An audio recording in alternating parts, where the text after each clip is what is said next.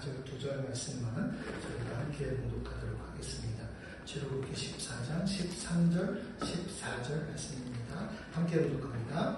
모세가 백성에게 이르되 너희는 두려워하지 말고 가만히 서서 여호와께서 오늘 너희를 위하여 행하시는 구원을 보라. 너희가 오늘 본 애굽 사람을 영원히 다시 보지 아니하리라. 여호와께서 너희를 위하여 싸우시리니 너희는 가만히 있을지어다. 아멘.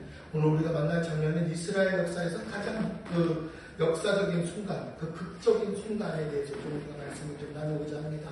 홍해앞입니다. 너무나 잘 알고 있죠. 뒤에는 바로의 군대가 쫓아오고 앞에는 홍해바다가 막혀있는 그 자리. 이스라엘 백성이 어떻게 그 자리에 오게 되었는지, 이게 오늘 본문의 가장 중요한 시작입니다.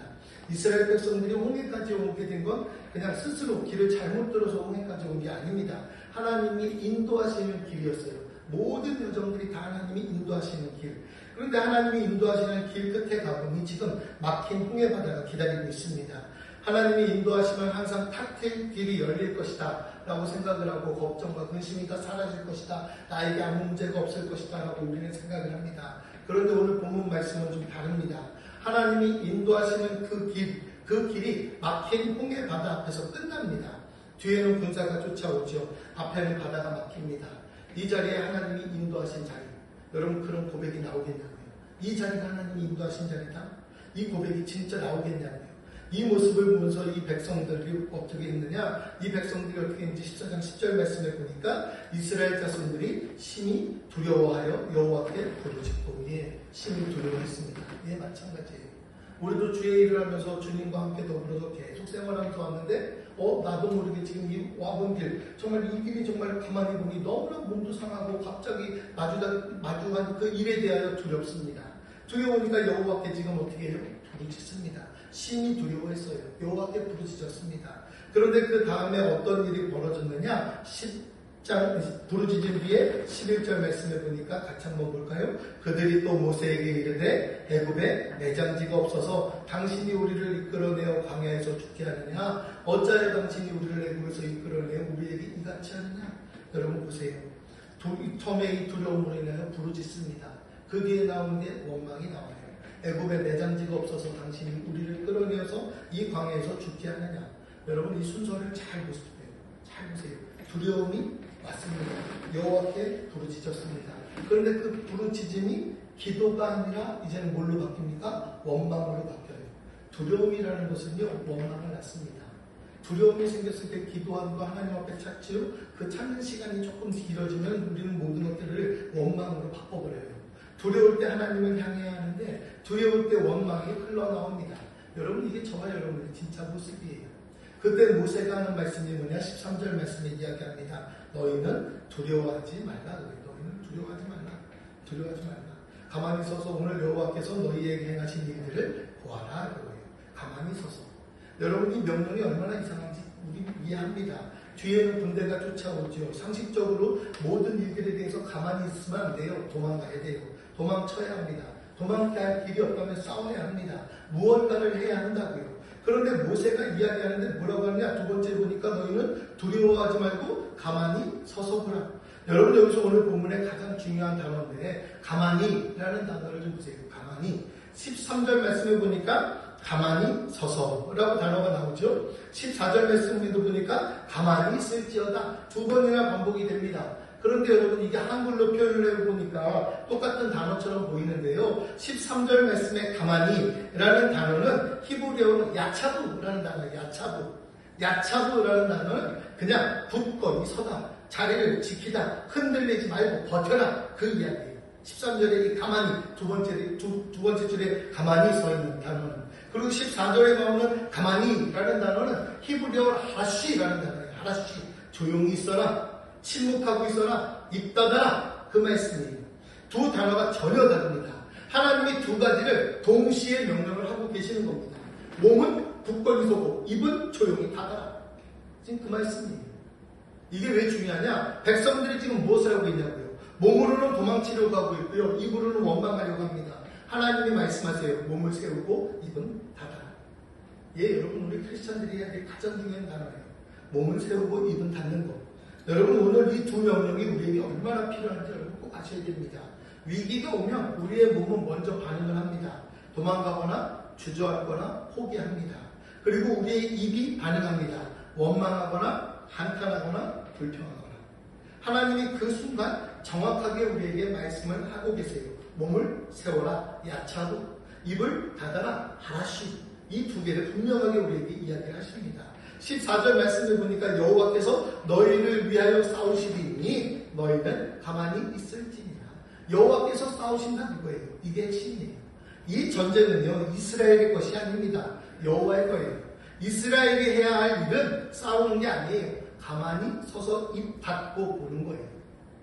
여러분, 이게 우리들이 지금 해야 될 일입니다. 가장 위기의 순간에 하나님이 명령하신 건요, 열심히 뛰어라, 무언가를 해라, 뭐 어떻게 해라, 뭐 어떻게 해라, 뭐 어떻게 해라. 아니요, 그런 거 없어요. 무언가를 해라가 아니에요. 몸을 세우고 입을 닫고 하나님이 하시는 것을 보아라. 하나님이 하시는 걸 보아라.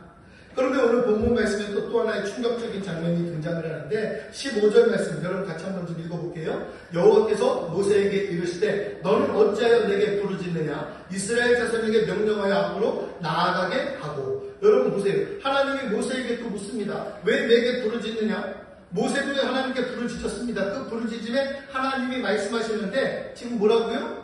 앞으로 나가래요. 앞으로 나가래요. 여러분 가만히 서서 보라고 하시더니 이제는 앞으로 나아가렵니다. 모순 같아 보이죠? 근데 아니에요. 순서가 있습니다. 가만히 서는 것이 먼저고요. 두려움과 원망을 멈추는 것이 먼저입니다. 내가 할 수 없다는 것에 대해서 먼저 인정하는 것. 여러분 이게 1번이에요. 그 다음에 하나님이 말씀하시는 거예요. 앞으로 나가라. 내 모든 일들에 대해서 이 순서가 여러분 진짜 중요합니다. 성경을 볼 때, 성경을 읽을 때, 또 우리가 신앙생활을 할 때는요, 순서 진짜 중요합니다. 백성들이 원망할 때 하나님은 아직 앞으로 나가라 말씀하지 않습니다. 모세가 부르짖을 때 하나님이 말씀하십니다. 원망과 부르짖음, 제가 전에도 말씀드렸죠. 원망은요, 사람을 향합니다. 그러나 부르짖음은요, 하나님을 향해서 나가요. 여러분 우리가 지금 막힌 바다 앞에 서 있는 것 같고 뒤에 쫓아오는 군대가 있는 것 같은 느낌? 그럴 때가 분명히 있습니다. 오늘 말씀을 통해서 두 가지를 우리에게 명령하세요. 야차고 하나씩 몸을 세워라. 주저앉지 말아라. 도망가지 말아라. 자리를 지켜라. 그리고 하나씩 입을 닫아라. 원망을 멈추고 한탄을 멈추고 기다리라고요. 여러분 하나님은 어떻게 하시느냐. 여호와께서 너희를 위하여 싸우시느니라. 다른 거 없어요.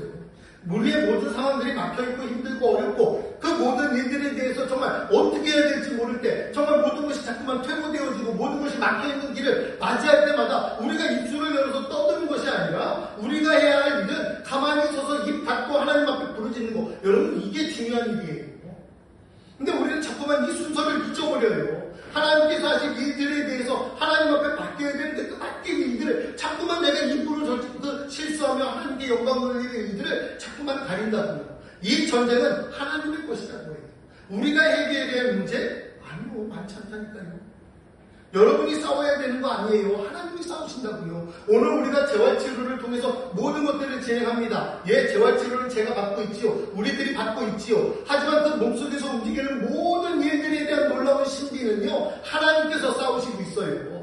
그러니까 하나님 앞에 맡기세요. 왜 어제 치료받았는데 오늘 날 안 나서, 왜 며칠 됐는데 난 아직도 안 돼. 입술로 자꾸 모든 것을 원망해서 뭐 할 거냐고요.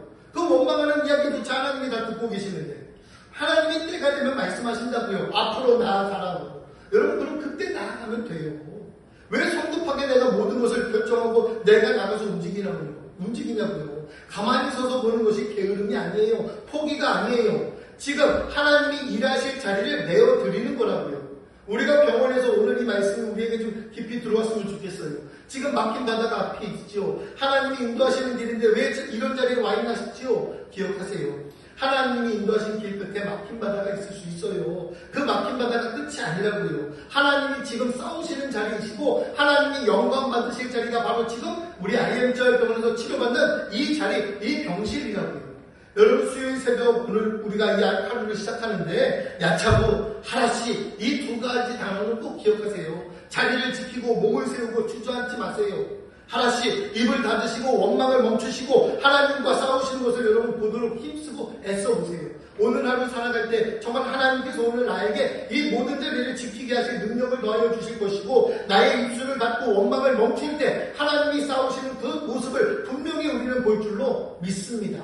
오늘 하루 하나님께서 주시는 새 힘으로 하나님이 하시는 일들을 보자고요. 그래서 하나님이 나아가라 라고 하실 때 우리가 정말 힘있게 한 걸음 나아갈 수 있는 그 힘을 길러보자고요. 하나님이 허락하시는 일들 오늘도 주님께서 나를 붙잡으시고 인도하시고 이끌어 주실 줄 믿습니다. 모든 일들에 대하여 내 몸에 여러분 명령하세요. 아야차우 하나씩 내 몸속에 명령하세요. 그리고 하나님이 인도하실 때 하나님이 싸우시는 것을 보며 능히 감사할 수 있는 오늘 하루가 되기를 주의 이름으로 부탁드리겠습니다.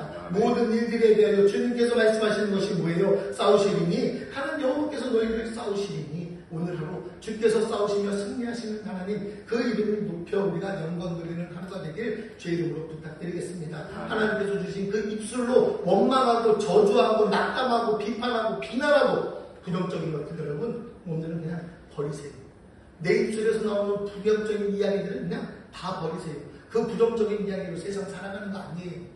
우리들에게 허락하신 이 입술로 주님께 찬양하고 주님께 기도하고 주님께 감사할 수 있는 일 여러분 얼마나 많은데요. 그 일들로 여러분 하루를 시작하시자고요. 이 새벽에 나와서 우리가 제일 먼저 한 게 뭐예요? 주여 기도하는 일이 시작이었잖아요. 예, 그럼 그 아름다운 입술을 가지고 오늘 여러분 사람을 살리고 세우는 능력 있는 입술로 여러분 삼으시고 그 입술로 하나님을 찬양하는 귀하고 복된 하루가 되기를 주의 이름으로 축원합니다. 이 입술, 내 입술에서 나오는 모든 말들은 하나님이 하시는 축복의 언어다. 여러분 믿고 나아가자고요. 정말 모든 일들에서 부정적인 이야기들이 나올 것 같으면 그 입을 그냥 담으세요.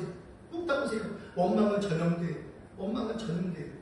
이 복된 소식을 전하는 우리의 입술이 원망을 전하는 입술이 되어서는 안 되잖아요. 하나님께서 하십니다. 하나님이 승리하십니다. 하나님이 싸우심을 보자. 주님 앞에 간구하며 오늘도 승리하는 하루 이 7월 한 달이 되기를 주의 이름으로 축원합니다. 아멘. 사랑하는 하나님 감사합니다.